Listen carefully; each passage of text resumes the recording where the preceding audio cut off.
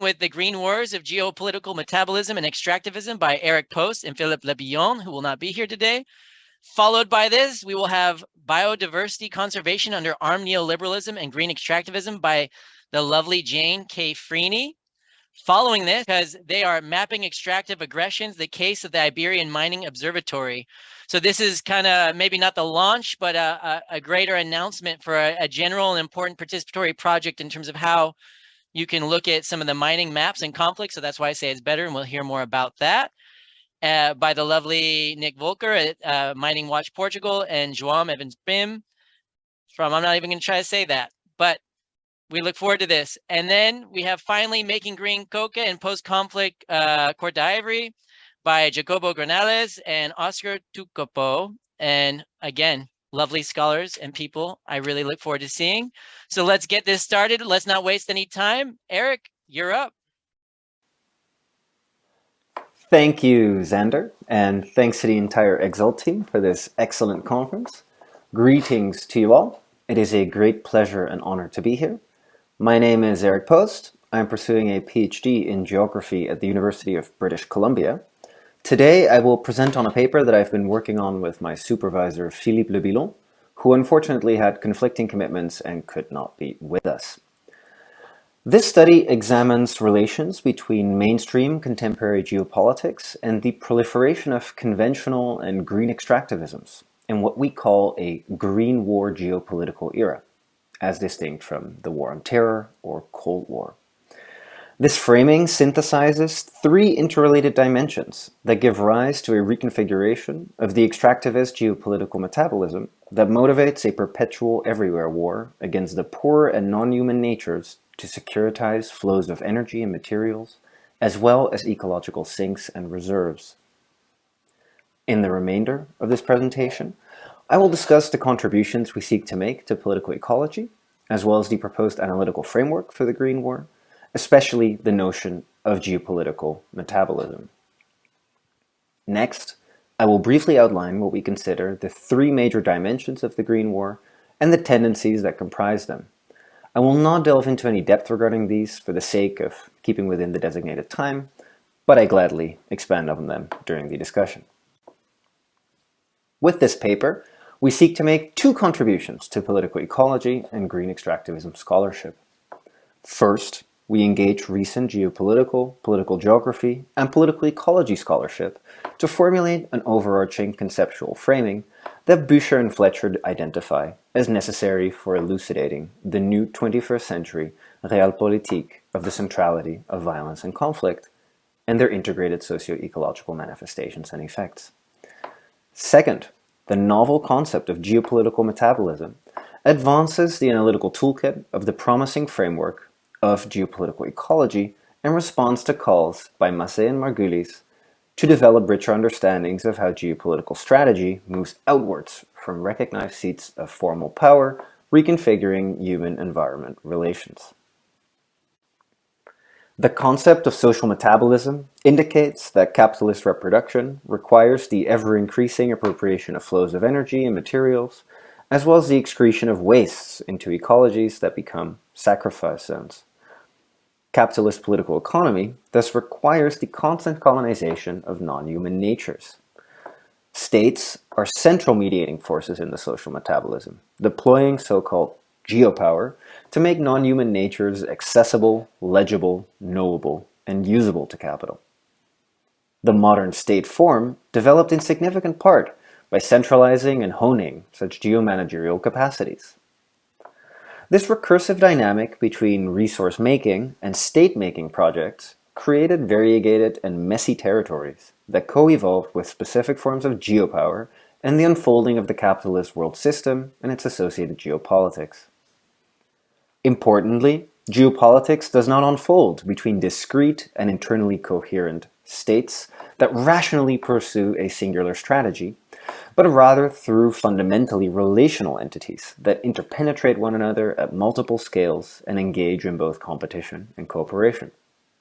We conceptualize the relationality and multiscalarity of geopolitics through the notion of transimperial formations. This refers to macropolities as processes of becoming rather than being. These ever-changing configurations of state actors, corporations, non-governmental organizations, and citizens cut across nations and empires. The contours of specific formations depend upon the analysis's point of departure. While a group of actors might thus constitute a formation, they could separately also belong to other formations and relate to one another as competitors and or collaborators at different points in time and space. Transimperial technologies of rule thrive on the production of exceptions that serve to incorporate human labor, flows of energy and materials, as well as sinks and reserves into social metabolisms. Specific articulations of social organization with non-human natures are thus not only conditioned by modes of production, but also by geopolitics, and vice versa. We propose the notion of geopolitical metabolism to capture historical dialectical couplings between non-human natures and the geopolitical economic logics unfolding through transimperial formations. We are not the first to draw attention to how non-human natures shape and are shaped by geopolitics. You can see this in classic studies such as Crosby's Ecological Imperialism, as well as in the recent literature on geopolitical ecology. Nevertheless, we think that geopolitical metabolism provides a useful and succinct conceptualization of this interrelationship, while also clearly linking conventional and green forms of extractivisms in a unifying analytical framework that illustrates how geopolitical considerations feed into the reconfiguration of socio-ecological relations. We draw on the burgeoning scholarship on extractivism and employ the term like Chanon and colleagues, who were also referenced by Xander in the opening presentation of today's conference, and who define it as an organizing concept that describes a complex ensemble of self-reinforcing practices, mentalities, and power differentials, underwriting and rationalizing socio-ecologically destructive modes of organizing life. Regardless of its deep historical roots, contemporary forms of extractivism operate at unprecedented geographical scales and through novel justificatory logics, which Watts describes as the leading edge of contemporary capitalism. As green extractivism scholarship has pointed out, one of the main justificatory logics revolves around the fantasy that socio-ecological relations can be retooled to continue appropriating energetic and material flows for capital accumulation in ways that purportedly do not exacerbate or even ameliorate the climate and extinction crises. What all approaches to extractivism share is a focus on extractive violence that Shapiro and McNeish describe as a core logic of the 21st century global experience. Extractive violence is directed both against peoples and ecologies at a planetary scale, forming what Dunlap refers to as an integrative genocide-ecocide nexus. The use of paramilitary violence and counterinsurgency strategies to dominate and pacify peoples resisting forms of extractivism is construed as necessary and justified through the creation of exceptions, such as by the invocation of states of emergency and the framing of some peoples and ecologies as security threats.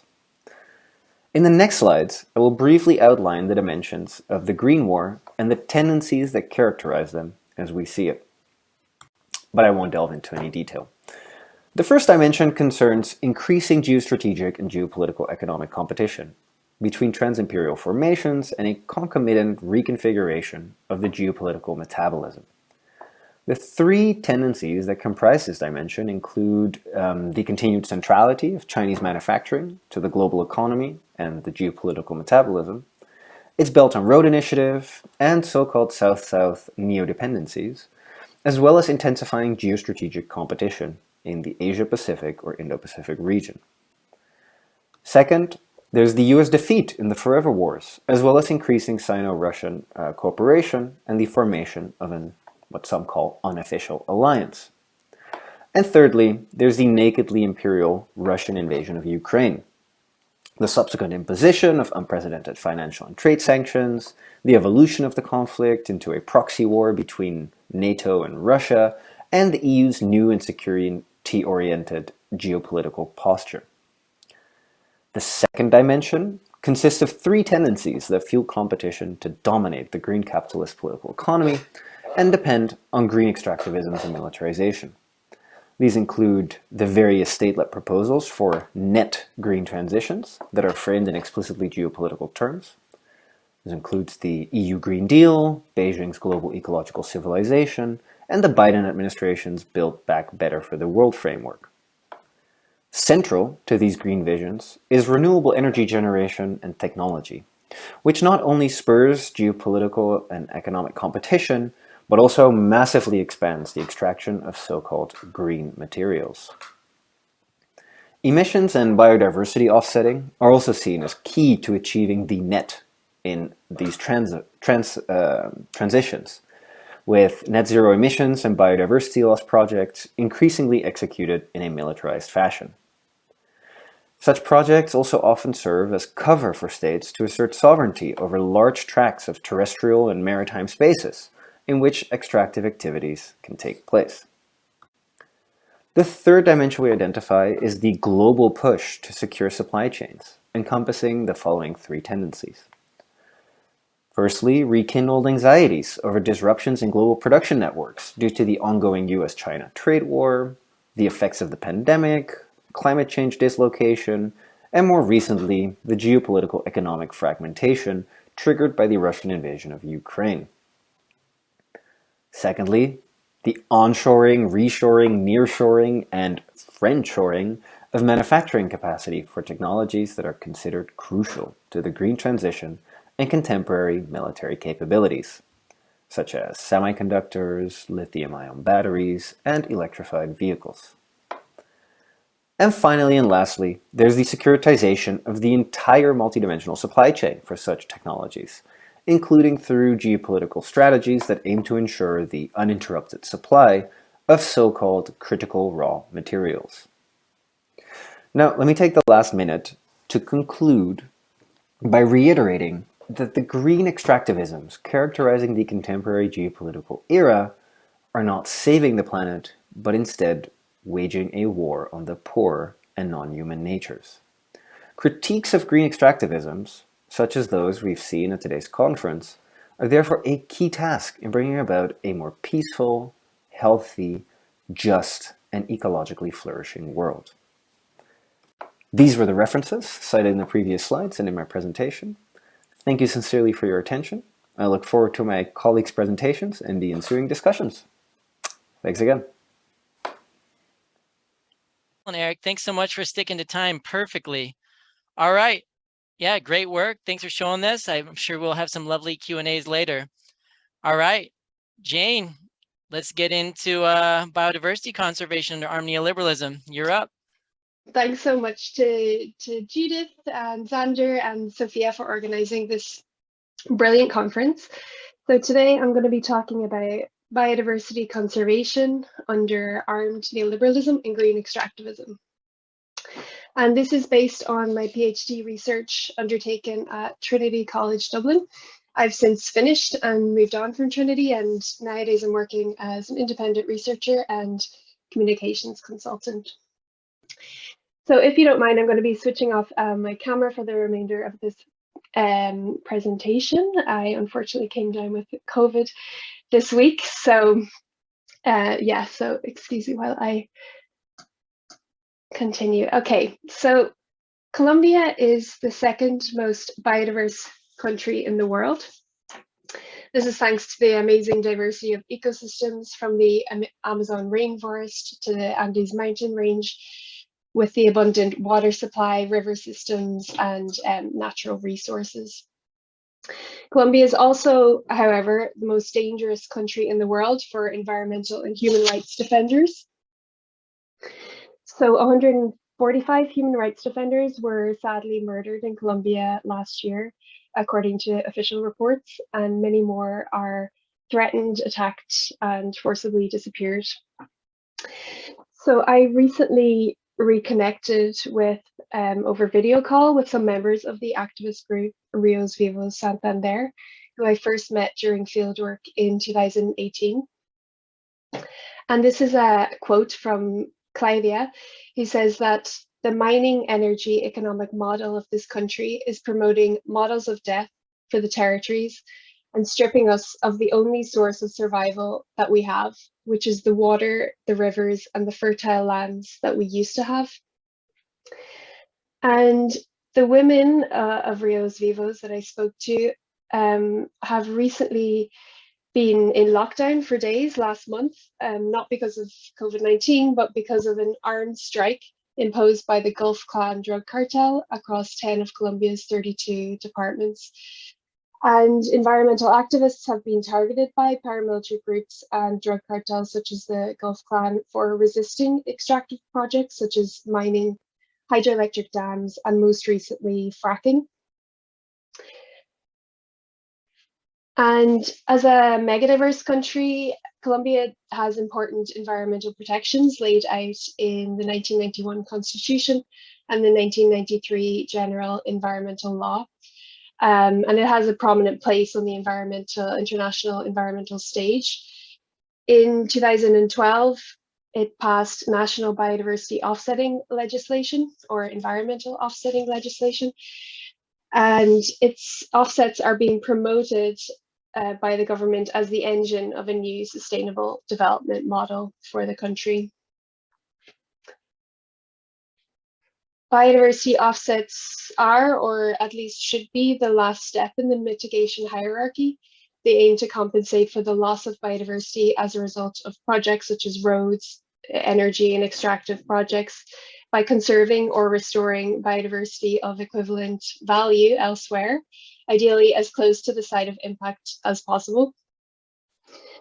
And so offsets have been characterized as exemplary of neoliberal conservation because they rely entirely on the continuation of development projects that cause environmental harm.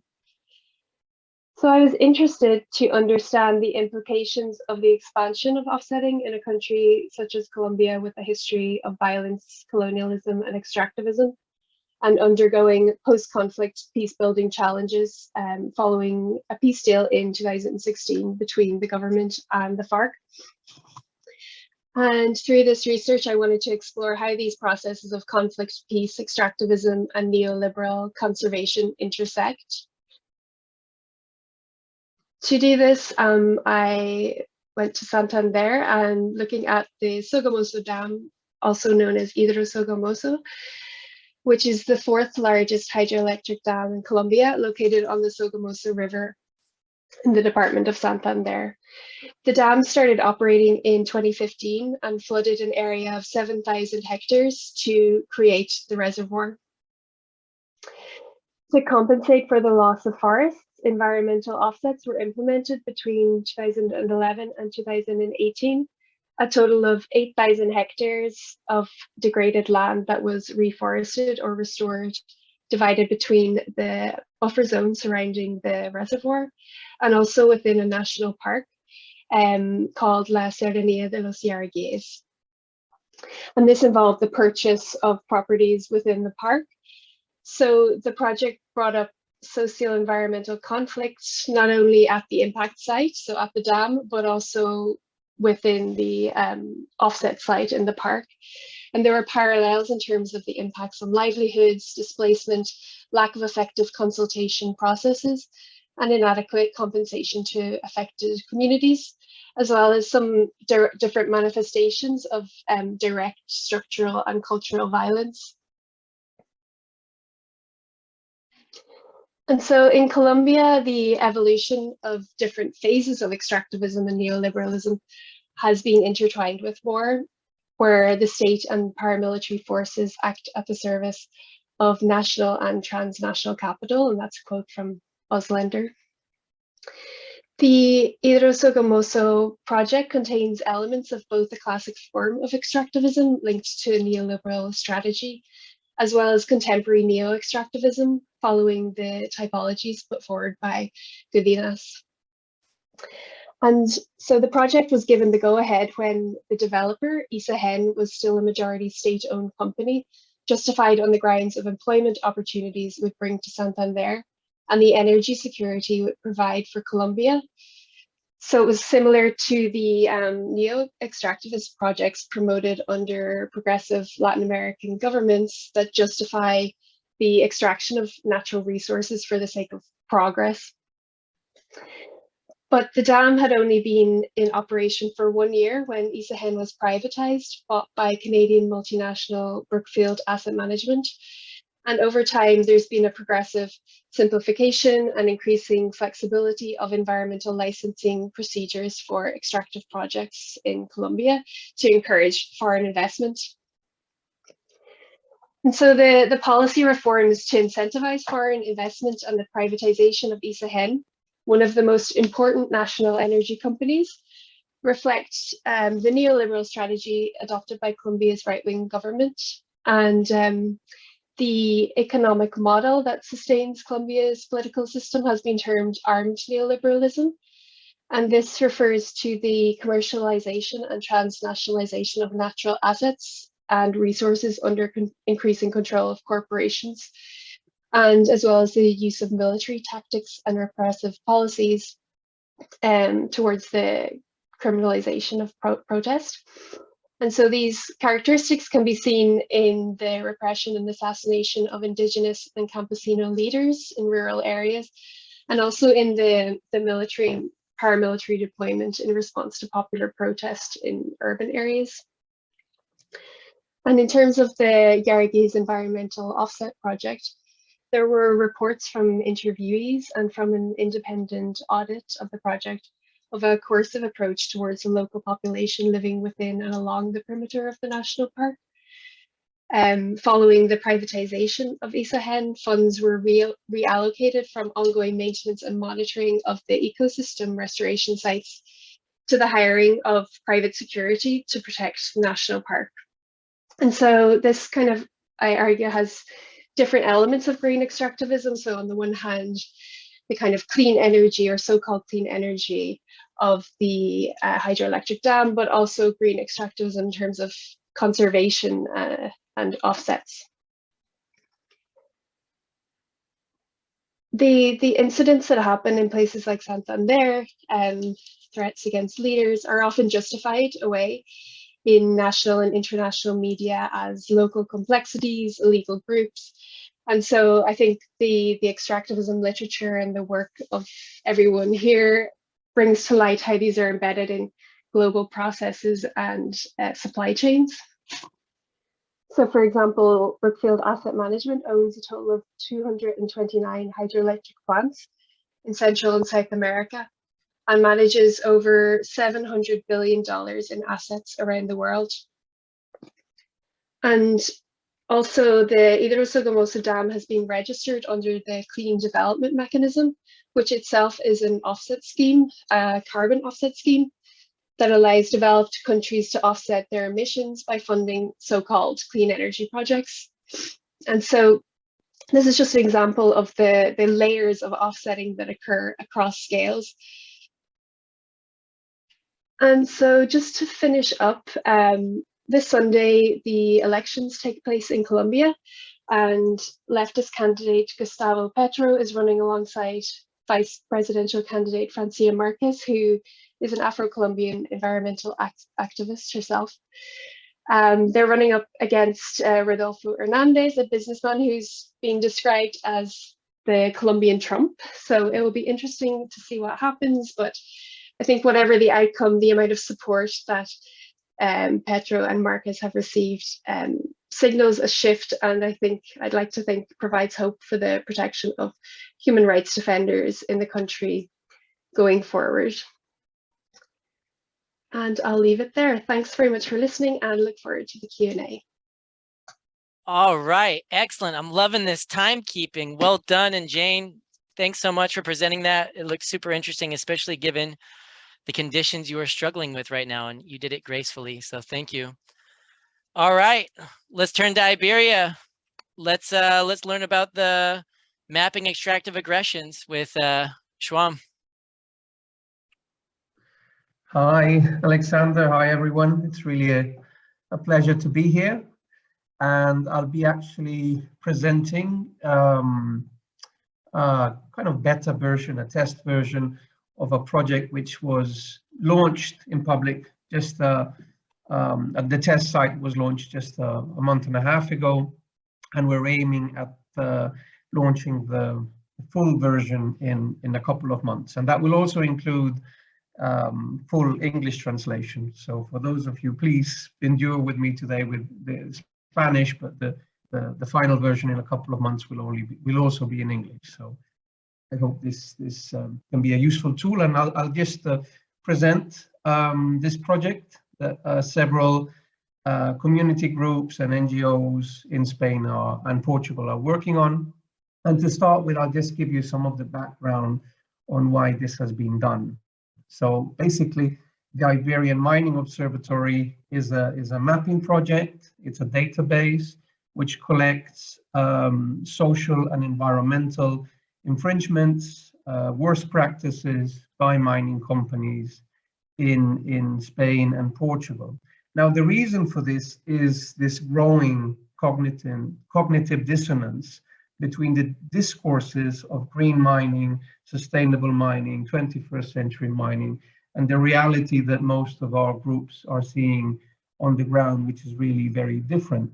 And just to go back a few months, in December, I had the pleasure to see Alexander and other scholars and technical experts talk at the European Parliament on a session on the social and environmental impacts of mining. And in that session, these two views, very conflicting views on mining, were evident. And for example, Stephen Emmerman, who is a hydrologist based in the US, expert in water impacts on mining, was saying how regulations and technical requirements that were being imposed on new projects, new mining projects, including lithium mining projects in Spain and Portugal, would not meet the requirements of many non-developed countries, as they are called, jurisdictions like China,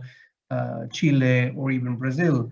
So while the European Parliament had just issued this report emphasizing, as it always does, that European jurisdictions have the most developed and stringent environmental regulations for mining, this is actually not the case. And when this was presented, of course, this issue of cognitive dissonance comes up. And in fact, just a few hours later, in this special hearing, some of the cases that are now actually documented in the Mining Observatory on systemic infringements of environmental and social rights by mining projects in Spain were presented, and the reaction by MEPs was to close these cases in the Commission of Petitions, not because of technical or legal grounds, or not because the breaches that were being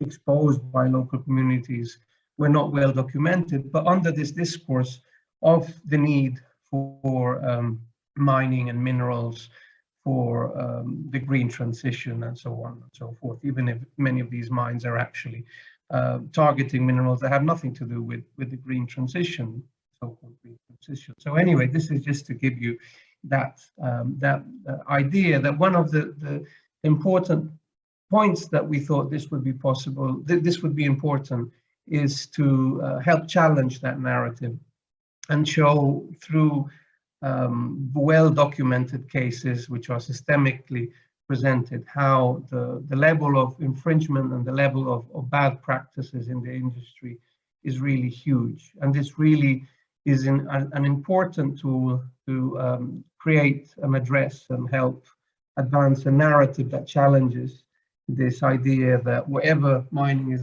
done in Europe will have no impact because of the efficiency and the regulations that are in place, and the administrations are there to serve for the common good.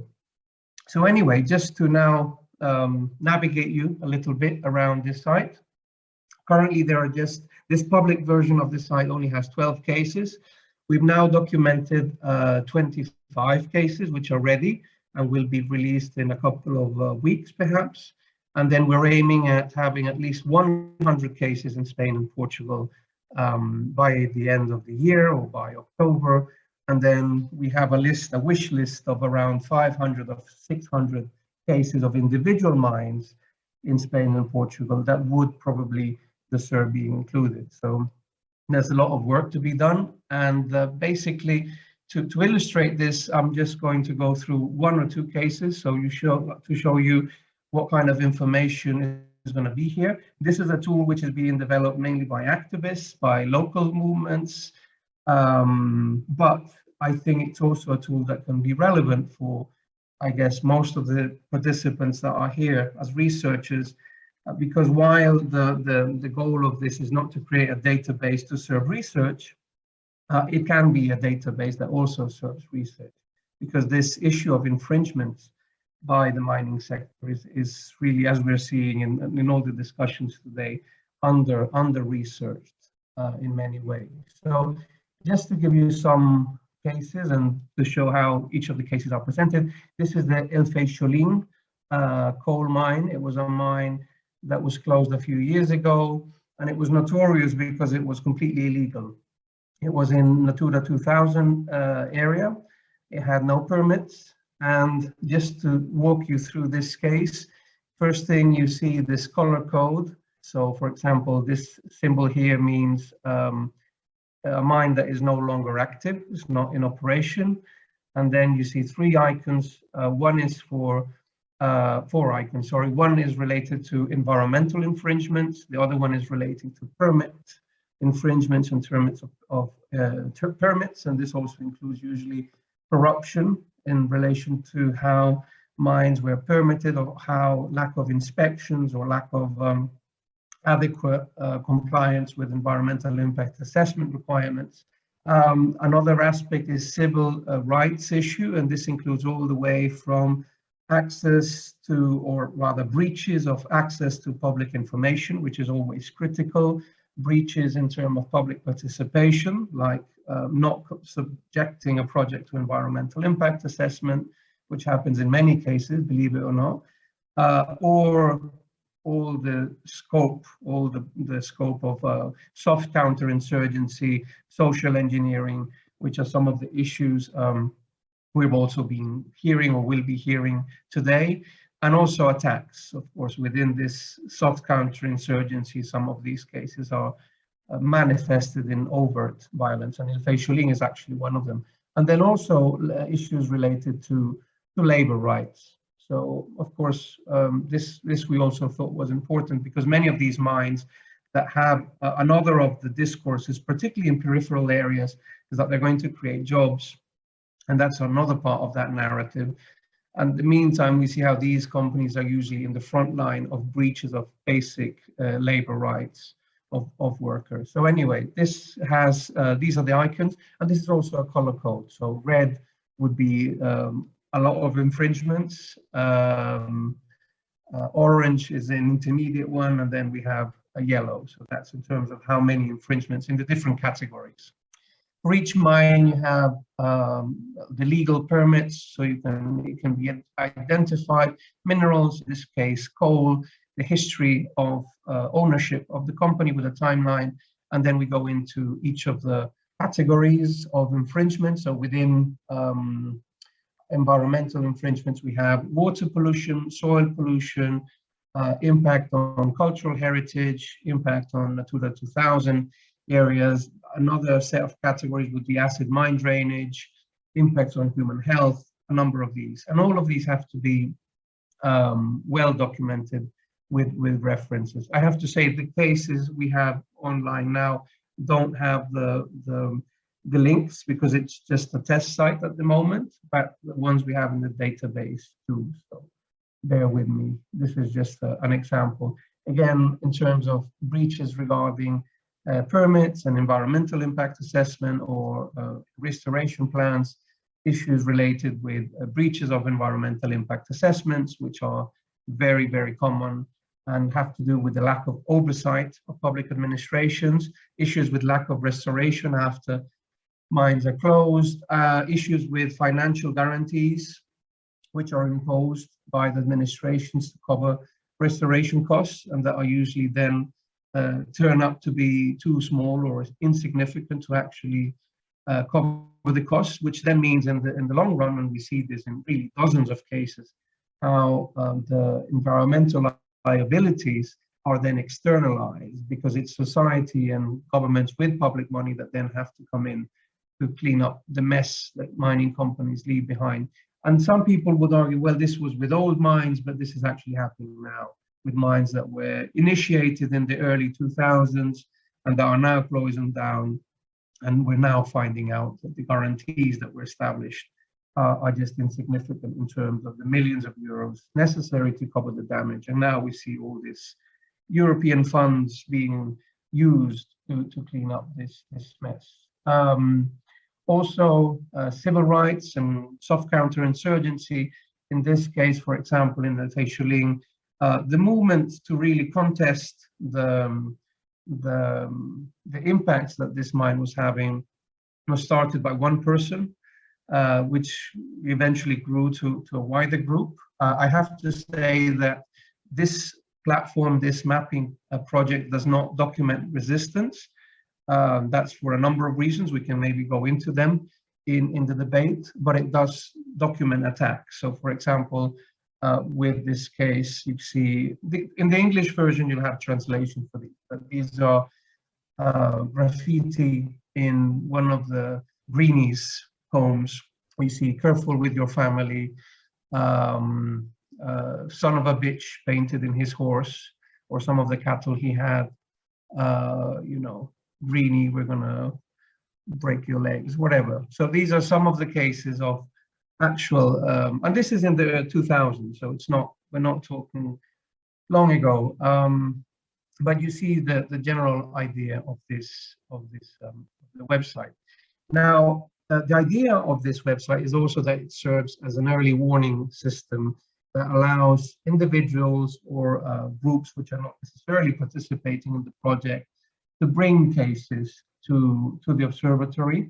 Those cases. Joám, you have 2 minutes. Yeah, I'm finishing. Those cases will be then documented, and if they're not being reported, the groups that are participating will report them. So that's one of the ideas, that it's not only a place to show the infringements, but also to make sure that these do not go unreported, and that the fact that cases are reported in the observatory automatically triggers for action. So anyway, I invite you to have a look at the website. I invite you to have some patience for a couple of weeks until the English version, with now approximately 25 cases, will be launched. And then I would also encourage you to, if you find it useful, to use it for your research, to contact us and see if we can establish collaboration to make this useful also beyond local communities and local NGOs which are participating. So again, thank you, and we can maybe go into more details in the Q&A. Yes, excellent. Thank you so much for introducing that great resource and also picking a case that relates to conservation, coal mining, in a Natura 2000 site. This is pretty dirty stuff. But all right, moving to our final, making green coca and post-conflict. Jacobo, you're up. Yeah, thank you very much, Xander, and a big thanks to all the organizers, Judith, Sofia, and all the folks at Exalt. This is a wonderful conference. I will start by saying that while this paper is co-authored with my colleague and friend Oscar, who is here in the room, I will be doing the presentation for purposes of keeping it short and also considering our familiarity to English language conferences. But Oscar will be here and ready to take the floor during the Q&A. So this paper focuses on zero deforestation agriculture, which from our point of view is an important component of green extractivism. So zero deforestation agriculture is has been pushed by NGOs and governments of the global north as a response to the environmental impacts of tropical commodities. These norms, they shape new relations of power between government, corporations, and peasant farmers, and legitimize or disqualify certain kinds of agriculture. This particular process of articulation between global prescriptions and local agrarian politics is at the core of our contribution. We will focus on the case of Côte d'Ivoire, which is the first cocoa producer worldwide. Cocoa beans have a critical importance for the country, representing 28% of its exports. And over the last decade, global prescriptions from different origins have all collided to push Ivorian policymakers to transform their approach to cocoa. And this has important political implications, particularly in the western regions of the country, which are both a strategic area for cocoa farming, but also the most violent zone of the 2002-2011 civil war. So our aim here is to reflect on how green extractivism interacts with the legacies of war. The international pressure for green cocoa is relatively recent. Of course, it responds to global processes, but it takes a particular shape in the case of Côte d'Ivoire. We can differentiate two different strands. First, there is a mounting intergovernmental and multilateral pressure.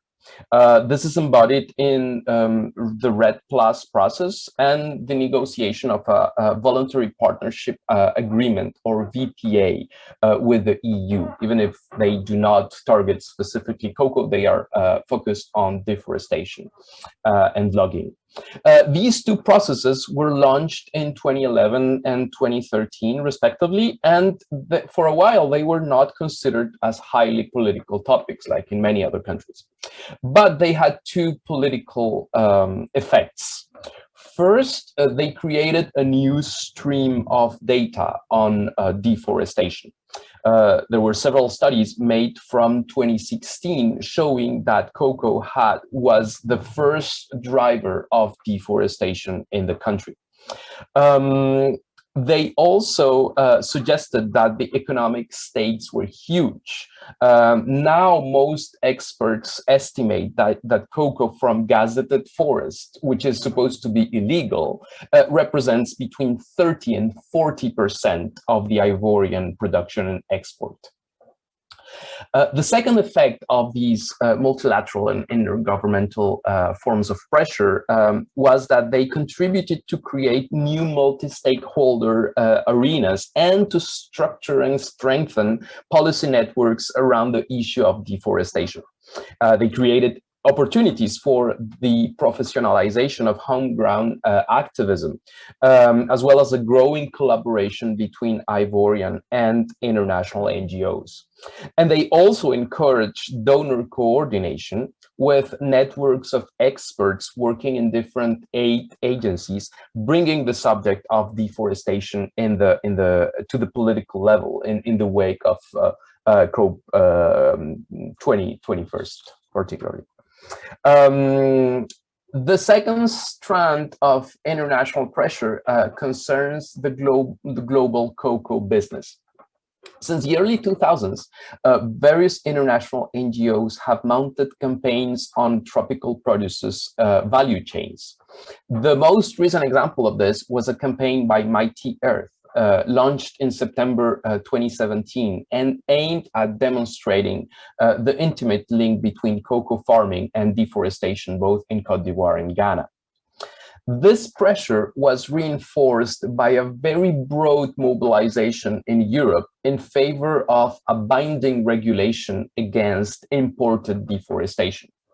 In 2018, the European Commission published a roadmap for the development of zero imported deforestation regulation, which covered initially 16 different commodities, and cocoa was one of them. The result of this process is that by 2017-2018, the Ivorian government started to take much more seriously the issue of deforestation. And this politicization inaugurated a series of efforts aimed at greening the Ivorian cocoa. However, before examining these efforts, we need to see how any policy on cocoa and deforestation ends up confronting the legacies of Ivorian War. In 2002, an attempted coup resulted in the partition of the country and the control of the northern half by the rebels of the Force Nouvelle. In the West, a variety of pro-government militias sprang in the first months of the war. And this region of the Ivorian West has been historically construed as both a margin of state control and a land of opportunities. It's a territory where the development of agrarian capitalism has been particularly violent. Militia politics in the region is closely linked with deforestation. During our field research, we specifically worked on the case of the Guandebe forest. Guandebe is a gazetted forest, which means that human settlement and agriculture within its perimeter are supposed to be prohibited. However, migrant communities have farmed cocoa there from the early 1970s. The majority of these farmers come from two different groups, either Burkinabe nationals or Ivorian migrants from the Baoulé ethnic group. After the 2002 coup, the government ordered the retreat of the forest rangers. Pro-government militias replaced the state in the control of the forest, and they were formed by autochthonous men from the Wé ethnic group. Most of the leaders of these militias were pro-Gbagbo local politicians, so pro-government local politicians. And some of their rank and file were formed by Liberian soldiers of fortune. The militias targeted the migrants, killing and raping with the objective of vacating the territory and gaining the control over the forest, which was seen as a strategic hotspot. They kept a relatively strong control of the area until the fall of the Gbagbo regime in 2011. When the victorious rebel army took control over the area, a new wave of competition over forest land started. Local Wé autochthonous leaders knew that the military would not allow them to enter into the forest, but they wished to reassert their authority over forest land. So basically, they passed a deal with a former rebel leader of Burkinabe origin named Salam Ouedraogo. And this Salam would be allowed to bring his men, many of them former rebel soldiers, to farm the forest. And in exchange, he will pay a tribute to the local leadership.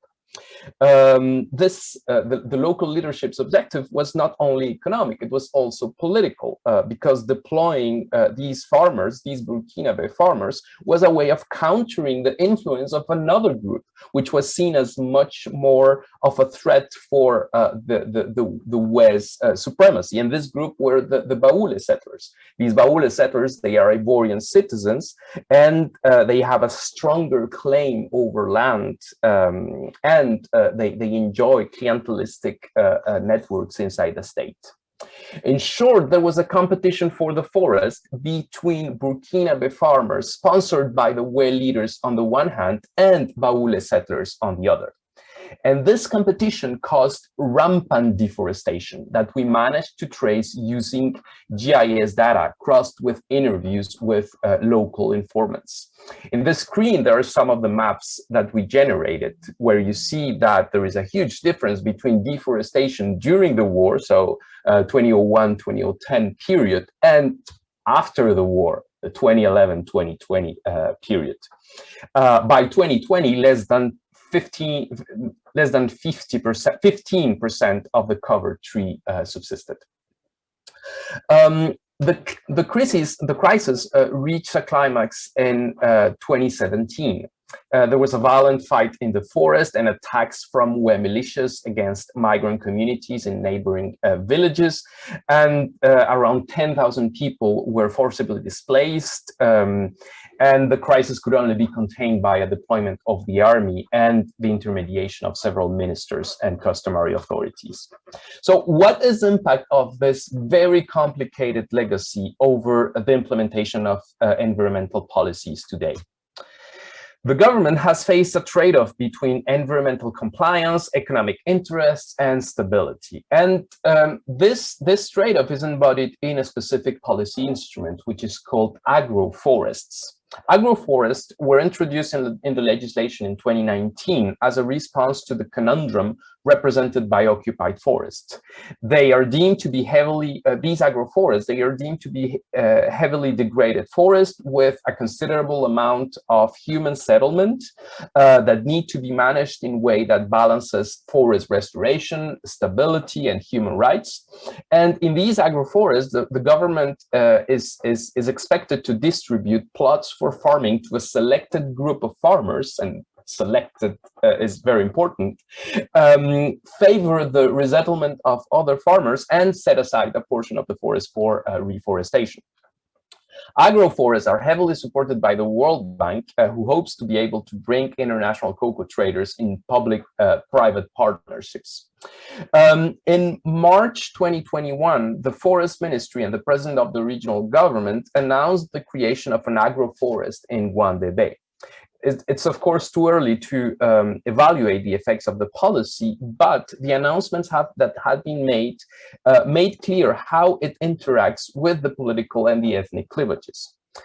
First, the announcement of an agroforest for Guande Bay recognized the rights of the Houé over their ethnic homelands. And this is a step in a longer term strategy of co-opting leaders of those ethnic communities that were seen as strong supporters of the previous Gbagbo regime.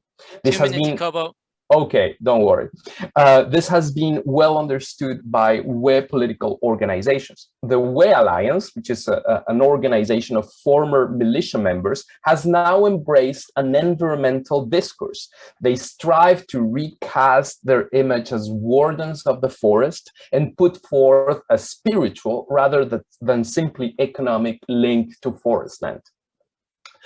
However, from the point of view of the government, this recognition of the autochthonous Houé's land rights must not antagonize Baoulé migrants, who represent an important constituency.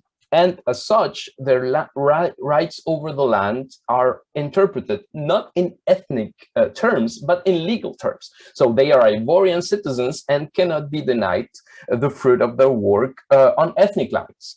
So they too will have farming rights in the future agroforest. As for the Burkinabe migrants, the perspectives are much less bright. In public speeches and private meetings, government officials, but also NGOs and foreign donor representatives all use the same narrative. According to this narrative, Burkinabe migration is the main cause of deforestation in the West, and in Côte d'Ivoire at large. Burkinabe migrants are publicly called forest eaters. And of course, this negates first the history of Burkinabe migration, which dates back to the 1960s and 1970s, the relations of power that have shaped this migration, and the responsibility of other groups in the destruction of the forest. So in conclusion, we consider that the implementation of this policy interacts in complicated manners with the legacies of war. And post-war land struggles are relabeled in terms of forest protection and deforestation. And war-related activities, identities are recast through rivalries for forest land, which opens questions such as who owns the forest, who is to blame for its destruction, who should save it, and how should it be saved. Thank you very much, and looking forward for the Q&A.